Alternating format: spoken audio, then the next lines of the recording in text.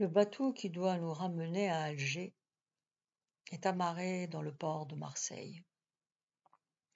Nous attendons plusieurs heures avant de lever l'ancre, tant il y a de candidats à ce voyage. Le Mistral, un vent très fort que les Marseillais appellent ainsi, souffle sur la ville. Malgré sa violence glaciale, tous les passagers tiennent à être sur le pont lorsque le bateau quitte le port. Je ne saurais dire ce que je ressens. J'ai les yeux fixés sur la ville, sans trop chercher à y voir quelque chose de précis. Je pense à Yvonne. Son souvenir ne me quitte à vrai dire jamais. Avant de prendre ce bateau, j'ai passé 15 jours encore à rechercher sa trace. Le destin a été obstinément fermé à ma requête. Il est écrit que je ne dois plus la revoir. Sans elle, mon avenir est vide, fade. Mon cœur et mon regard se portent sur Notre-Dame de la Garde. À la vue de cette belle statue qui domine la ville, je songe à mon frère Brahim, que nous avons perdu depuis. Il a combattu là-haut, et puis plus rien. Il a fallu qu'il atteigne les pieds de cette statue, qui dit-on est en or, pour qu'il disparaisse de nos vies. Je suis triste.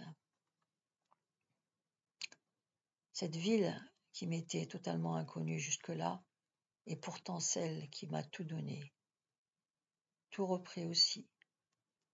Avant même Yvonne, cette ville m'a permis d'éprouver la véritable révélation de la France et d'avoir la satisfaction d'entrevoir la fin du cauchemar. Marseille a une résonance particulière. Les Français en parlent à propos de la puissance du pays, du symbole de la gaieté de la nation, du plus grand port de la France. Je suis donc allé au-devant de la source de la puissance des maîtres de l'Algérie. C'est dans cette ville occupée par une puissance supérieure encore que j'ai rencontré la France des hommes, la France du sourire. C'est à Marseille que j'ai pu enfin mettre des visages humains sur ce pays. Notre bateau gagne peu à peu le grand large. Marseille n'est bientôt qu'une vague tache au milieu de l'horizon éclatant. Une image émouvante, un souvenir que je prendrai soin de conserver à la manière d'un bijou de famille. Adieu Marseille, adieu la France. Le destin vous a inscrit sur ma feuille de route sans m'en faire part. Vous m'avez appris la foi en la victoire, en la bonté et en la fraternité des hommes. Vous m'avez ouvert les portes du paradis. Et je ne sais pas pourquoi, vous m'avez plongé aussitôt après en enfer. De ma vie, vous avez fait un cauchemar. Cela aussi, je ne pourrais l'oublier. Cette guerre, qui je l'espère est en passe de devenir un mauvais souvenir, a quand même réussi à transformer ma vie, mon être. Je rentre chez moi en emportant une masse de souvenirs indélébiles. Certes, la mort aurait pu me surprendre à tout moment, et je n'aurais eu qu'un regret, ne pas avoir connu Yvonne. Je ne sais d'ailleurs si l'on peut forcer le destin d'un homme. J'aurais pu par exemple me réfugier dans les montagnes kabyles et y attendre la fin des hostilités. Maintenant je le sais, les chances de survie y auraient été plus élevées. Mon ignorance de la guerre moderne était sans rapport avec la plus élémentaire réalité. Je partais combattre des hommes et j'ai affronté l'acier. On m'a dit de libérer des cœurs et j'ai semé des cadavres. On m'a désigné des chaînes et j'ai brisé des familles. Nous avons chanté la victoire et j'ai dansé sur des ruines. Comment pourrais-je effacer de ma mémoire le cadavre d'Helmut sans frémir de honte? Chez les Européens, la guerre est un abîme carnivore. Ils appartiennent à la même civilisation. Ils possèdent des terres qui tueraient de chagrin un chacal, tant elles sont riches. Ils détiennent un savoir qui abattrait un âne sur le cou, et pourtant, leur cruauté ferait frémir de jalousie le diable en personne. Une guerre comme celle-là n'avait plus rien d'humain. Je ne me sens pas de taille à côtoyer des hommes chez qui le démon sommeille en permanence. Ils ont vraiment trop l'enfer dans le cœur pour que j'ose vivre avec eux, l'esprit tranquille. En souhaitant ne plus chercher l'espoir dans ces pays, j'ai pleinement conscience que je tourne le dos à la chance de ma vie. En refusant la proposition de l'armée de rester sous les drapeaux, j'ai perdu tous les bénéfices de mes états de service. Bien évidemment, la guerre est terminée et je n'aurais pas eu à remettre ma vie en jeu. Pourtant, connaissant un peu mieux la folie de ces gens, pendant combien de temps aurais-je été à l'abri d'une autre guerre? J'ai refusé aussi des propositions de travail alléchantes en Allemagne. Maintenant, je peux me l'avouer enfin. La tentation d'un salaire très élevé a failli avoir raison de mon aversion à l'égard de la démence criminelle de ce pays. Plus que tout autre pays, l'Allemagne a été littéralement réduite en cendres. Il faut entièrement reconstruire le pays qui manque de plus cruellement d'hommes pour venir à bout de cette œuvre gigantesque. Sans doute n'aurais-je eu aucune difficulté à trouver une situation confortable. Tout autant que l'Allemagne, la France caresse aussi le rêve profond de rompre avec la misère laissée en cadeau par la guerre. Bien que j'aie tout à apprendre de ce pays, l'expérience de ces temps derniers le confirme. J'aurais pu envisager une intégration aussi rapide que facile. Les tirailleurs bénéficient d'une grande cote d'amour et d'estime de la part des Français. Je ne compte plus les propositions de travail et de logement qui m'ont été faites dans les villes ou dans les villages que nous avons libérés.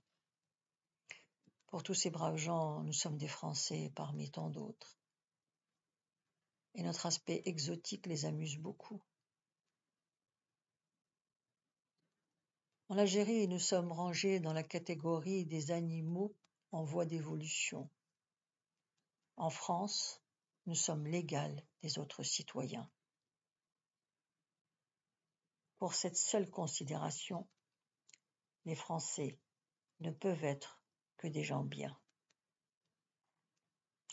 Et puis la France, c'est la France. Un Algérien dont l'imagination ignore la France ne peut être un Algérien. Un paradoxe pour ce pays qui nous a spoliés, qui a cherché par tous les moyens à nous détourner de nos croyances, de nos coutumes et de notre langue. Beaucoup d'entre nous ont eu certes quelques motifs de se réjouir de la défaite de la France dans cette guerre. La victoire de l'Allemagne a été ressentie par nos douars comme une belle leçon d'humilité pour tous ces Européens suffisants qui n'ont de cesse de nous mépriser en Algérie. Nous ne connaissions la France qu'au travers de ses ressortissants dans notre pays, mais aucun d'entre nous ne soupçonnait l'indescriptible non-sens de la guerre, ni de ses conséquences humaines. Loin de nous était la réalité de cet acte barbare. Nous n'entrevoyons la défaite que comme un simple acte de justice, par allemand interposé. La France a perdu de sa superbe. Nous pouvons dès lors douter de sa puissance et de l'arrogance de ses représentants en Algérie. Elle a trouvé plus fort qu'elle, et comme nous, elle a connu la déshonorante situation de l'occupant. Il est vrai que c'est une maigre consolation, mais c'est surtout pour nous tous l'espoir de la voir revenir à de meilleures dispositions à notre égard. Je peux regarder mon avenir vers la France. Tout m'y incite. Mais voilà, j'y ai tellement perdu de moi-même que je ne surmonte pas la nécessité de fuir ce pays. Je suis comme un vieillard qui, sentant sa fin venir, se dirige chez lui pour y attendre tranquillement la mort. La traversée doit durer près de 2 jours. Sur le bateau, l'atmosphère est bon enfant. Les officiers se mêlent volontiers aux soldats de la troupe et l'ambiance est placée sous le signe de la fraternité. Nous passons le plus clair de notre temps à échanger nos souvenirs de guerre. Peu ont véritablement songé à leur avenir. Nous sommes trop sous le charme magique de la fraternité pour vouloir nous en pencher sur un avenir incertain.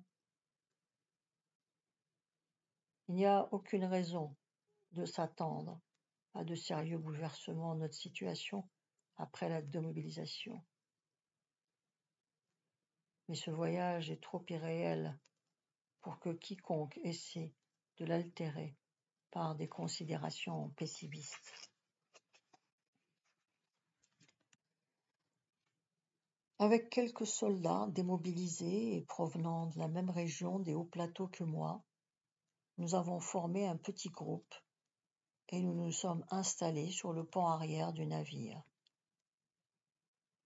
Nous y serons encore au terme de notre voyage. Sur le quai du port d'Alger, une foule dense attend l'arrivée du bateau. Notre débarquement est d'ailleurs sérieusement retardé du fait de cette foule agglutinée autour de la passerelle du débarquement. Il est très difficile de se frayer un chemin parmi cette masse compacte. Des gens crient leur joie, on nous tire par la manche pour pouvoir nous embrasser. De mémoire d'Arabes, c'est bien la première fois que les Européens d'Algérie nous témoignent autant d'affection. Je constate avec grand plaisir que la magie de la victoire a même gagné ces cœurs pourtant si récalcitrants. Un moment inoubliable. Quelle tristesse aussi d'attendre la fin d'une guerre pour que ces gens se décident à nous considérer comme leurs semblables. Ce n'est pourtant pas si difficile d'être aussi chaleureux. Il faut espérer que cette magie dure assez longtemps et qu'elle façonne de nouveaux esprits pour que tous ensemble, nous puissions vivre équitablement dans la fraternité. La suite, demain à la même heure, vous pouvez vous abonner.